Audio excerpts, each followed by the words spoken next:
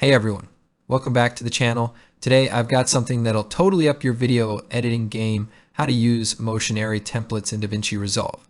Now if you're like me and love creating content but want to save time while keeping things fresh and professional, then you're going to love this.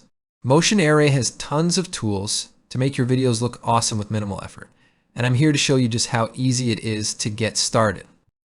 Let's kick things off by grabbing a template from motionarray.com. Now, you don't have to be a pro editor to use this. It's built for anyone looking to add a little extra flair to their videos. From transitions to titles, they've got it all. For this video, I'll be using a free glitch transition pack. Yes, you heard that right, free. But don't let the price tag fool you. The quality is top notch.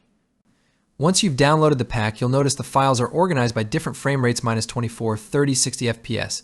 This is really helpful depending on what frame rate you're working with. Now it's time to bring it all into DaVinci Resolve. This is where some people might feel intimidated, but I promise you it's easier than it looks. All you need to do is import the template as a new project. I'll show you how to do that in just a second.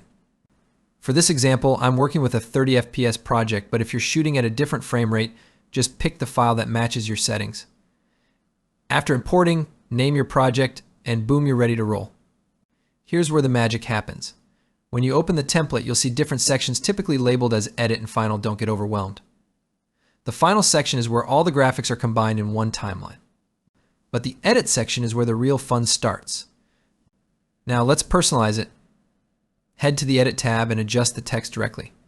I'll change the default to test 1 for the title. And for the subtitle, let's add something fun. How about small test? Watch how it updates live.